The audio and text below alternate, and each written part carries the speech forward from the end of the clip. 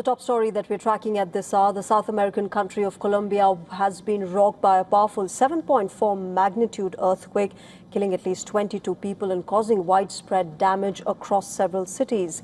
The visuals show the power of the earthquake. Debris was seen falling from an emergency services building during the earthquake in the Colombian city of Cali. At least 20 structures have collapsed in Cali, leading to emergency teams assessing the extent of the damage. The city's mayor, Alejandro Eder, has requested rescue teams from Bogota and Medellin to support emergency operations. Somewhat similar horrific visuals were captured in Manizales as well, which showed a side tower of the city's iconic cathedral collapsing, with debris falling onto nearby streets. The earthquake has prompted evacuations in several cities as authorities urge residents to stay away from buildings showing structural damage. The 7.4 magnitude earthquake struck at around 7:34 a.m. local time, with the epicenter near San Jose del Palmar in Choco province. The Colombian Geological Service put the depth at around 96 kilometers, while other authorities reported a depth of 79 kilometers or more. The earthquake was strongly felt in Colombia's major cities, including Cali, Pereira, Manizales, and Quibdo, and was also felt across the border in Ecuador and Venezuela. In Pereira, 18 people were reported killed, while others were trapped after buildings collapsed. Authorities also reported injuries and structural damage across the affected region. The quake is reportedly the strongest to hit Colombia in the last decade, triggering a large-scale emergency response.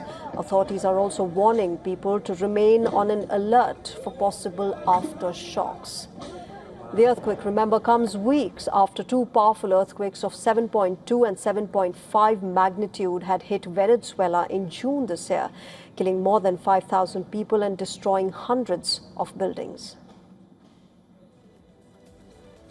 My colleague Susan Tehrani is joining us on the phone line at the moment. Let me quickly go across to her and understand what the latest situation is. Susan, what are you picking up as far as this latest situation in Colombia is concerned? Extremely unfortunate.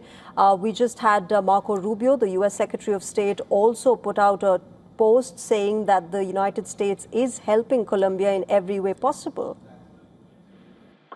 Yeah, unfortunate indeed, especially after that huge earthquake in neighboring Venezuela just a couple months ago. Now authorities are warning about aftershocks, and at least two have already been reported. Search and rescue operations are continuing, meaning both the casualty and damage figures remain preliminary. The earthquake was powerful enough to be felt hundreds of kilometers away in Bogota and across the border in Ecuador and Venezuela as well. People did evacuate buildings in Bogota, although there is no report so far of comparable destruction in the capital to where it originally happened.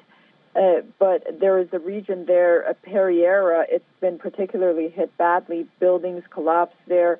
The airport terminal was damaged, and authorities have reported that people are being trapped beneath the rubble. And the Financial Times is now reporting that 7 regional airports have reportedly been closed as these search and rescue operations continue.